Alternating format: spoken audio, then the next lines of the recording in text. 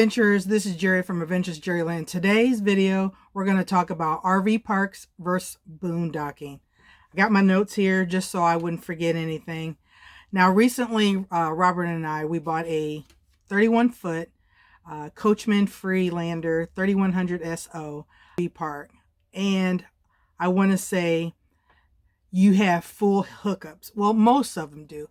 Electric, water, and you can dump your black tank and your gray tank.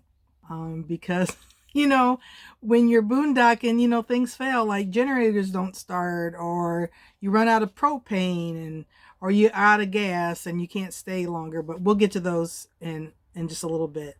All right. And the unlimited water. Now, that's a perk with the RV park. Man, I have to say, laundry is a big thing. Laundry is also a pro to have when you're at an RV park.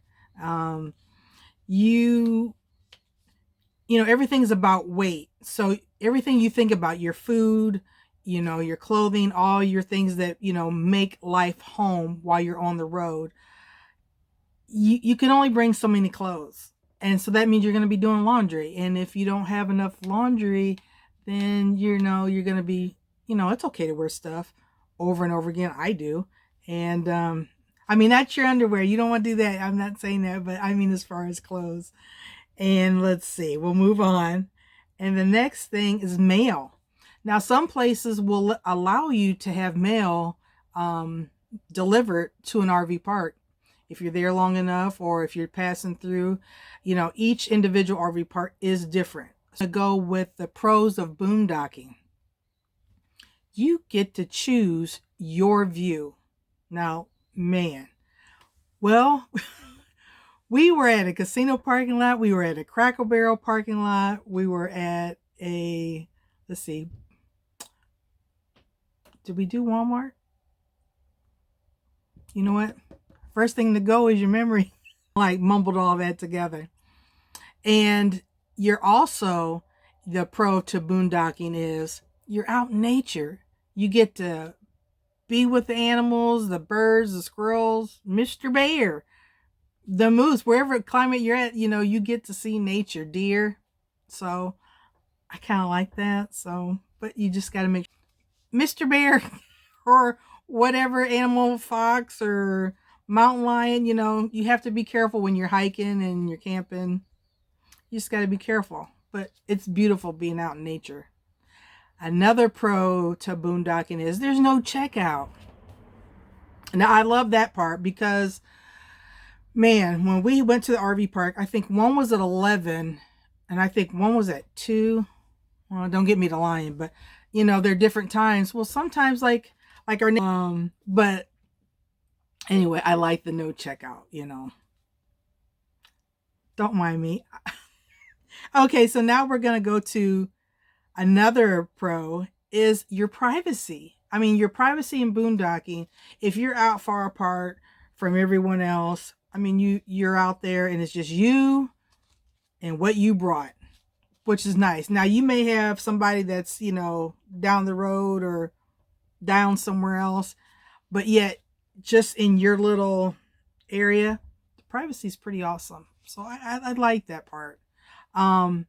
You want to make sure that when you're going to boondocking, you want to make sure that you're topped off on your propane and you got gas for your generator and all that good stuff, because when I get back to the cons, you'll understand what I mean. Let's see. Let's move on to the con of the RV park. So there is no privacy, none whatsoever. Yeah, that's that was a bit much.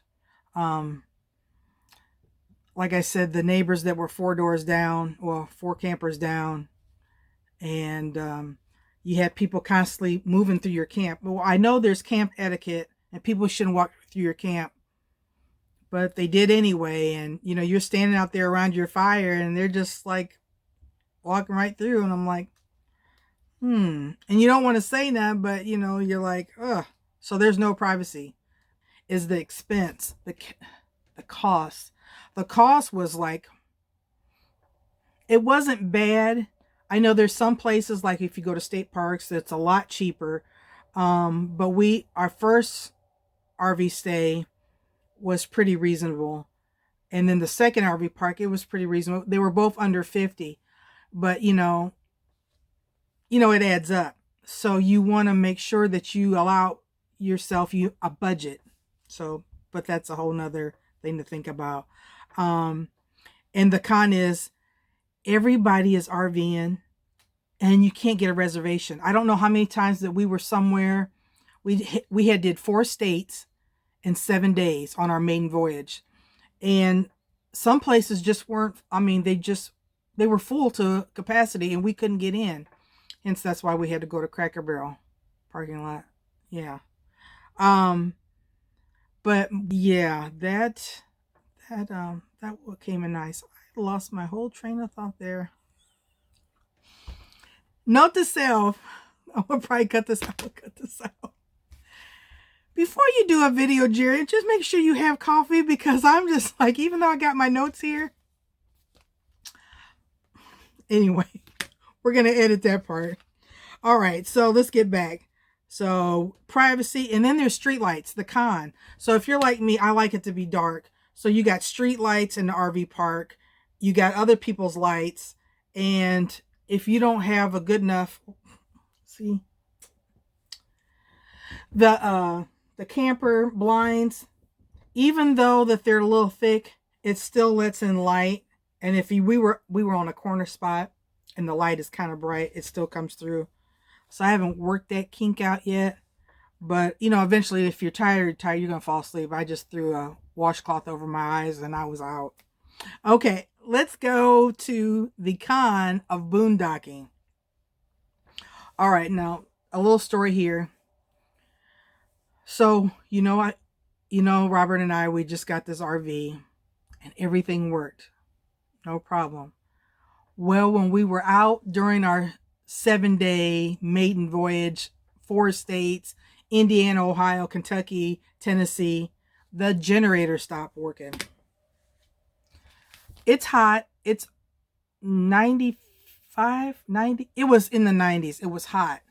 So you can't find an RV spot to plug in. So you rely on your generator. You open up your windows, you open up your vent. It's still hot. We have fans. So that is also something that we have to tweak, because again, even though you buy new, you learn from my previous video with the Jeep. I bought this Jeep in 48 hours. It didn't work. I waited 11 weeks while it was at the dealership to get a new engine. I'm telling you all this to say, just because you buy new or you buy used, things break down and you've got to have backup. You can't just have, it can't be a one-trick pony. You always hear me say that in my videos. I always want a multiple heat source. So if the generator's out or if they're running low on propane, I have butane, just different things. Well, the same thing with the generator. It was hot. We couldn't get an RV park, and that's our fault because we didn't have an itinerary. And, you just, I guess in a sense, being arrogant, like, oh yeah, there's going to be openings. It's after Labor Day. The kids are back in school. There's not going to be that much. It's October. We'll find a spot. Yeah, right. Anyway, you got to be, even though you think October is not going to be hot, it's hot. Especially when you're going down south, and that's where we were at. And it broke down, so yeah. Also a con, boy, I went a whole long story on that one. It's finding water. Sometimes you can't find water when you boondock. That's why it's so important that wherever you're at, you need to top off. That's kind of like self-explanatory, so I won't stay on there. No dump station when you are out and about and you have nowhere to go. And I even called an RV park. I said, well, even if you're full and we can't stay there, can we come fill up water or dump? No. Now, I've seen some people that I follow that they do have places that they'll let you come in if you pay, and you can get water, you can top off, or you can dump your, for a fee or sometimes free, what have you. But that wasn't the case for us. We'll move on. Laundry. There's no laundry. You can't get any mail when you're boondocking unless there's some spots that if you go to RV Park that you know you're going, sometimes they'll let you have your mail like Amazon or whatever delivered there. But you know, these places you have to do your homework, your diligence to figure out what am I going to do? Or you'll have to wait until you get to another spot where they do accept mail. Ooh, another con, the dirt. I thought people were like, no, I'm not in the desert. There's no dirt. There's dirt. There's dirt everywhere. Dirt, dust, allergies. Bring your allergy medicine. Just when you think you got enough washcloths, bring enough washcloths so you can wash your face. You know, yeah. Dirt is everywhere. I sweat once, twice, I don't know how many times a day. Different days. More than others. And it's everywhere. You know, you can take out your coat and you could just, or my flannel, you know, you can take that and you can like shake it. Dust is everywhere. Another thing, you got to have backup solar. If you don't have solar, which we don't have it yet, but we do have the foldable solars. I mean, we could have used that. Robert made a battery bank that he brought with us so we could plug in our cell phone. So that was a plus. But a lot of people have, you know, different portable, and I don't want to mention names, but, you know, there's different portable devices that you can have a power bank that you could plug in your fans, your lights, and stuff like that. But if you go back in my previous videos, you can see that Robert, how he built it out, and, you know, yeah, go back there and check it out. Matter of fact, hit that like button, like, share, comment, subscribe. I know I am all over the place in here. Again, note to self, do not try to do a video if you had no coffee and it's early morning and it's got a bit chill in the air, and, you know, just don't mind me. But you guys already know how goofy I am.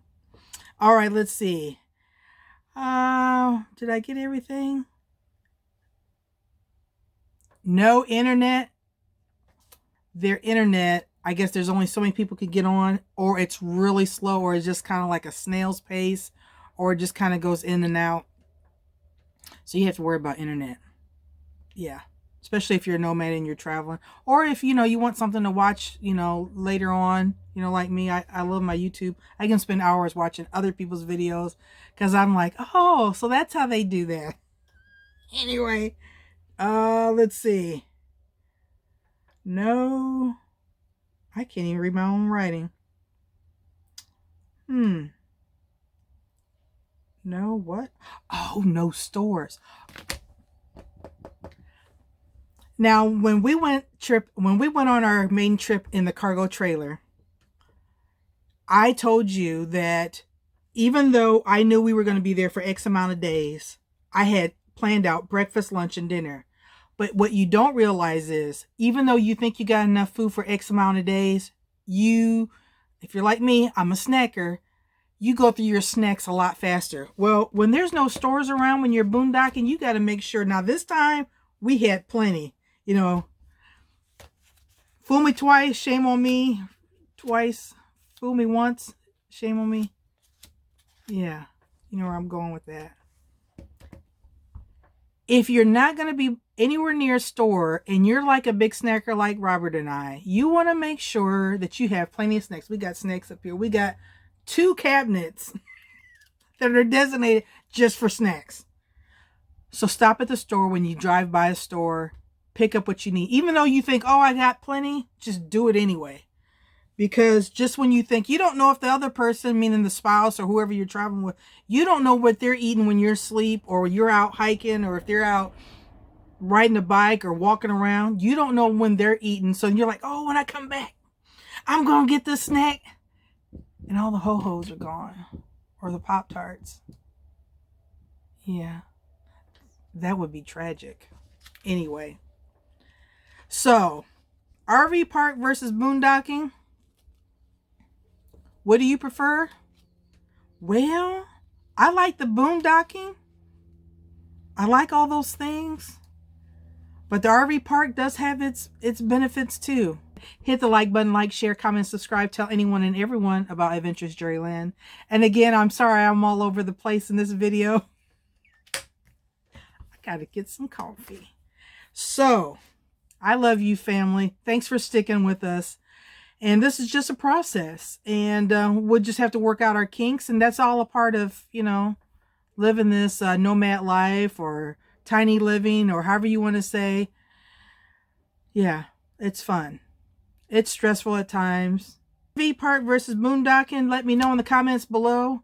Tell me your experience, if you had a good one or a bad one in either one. And I love you, family. We'll see you out on the open road. Bye-bye. Bye-bye.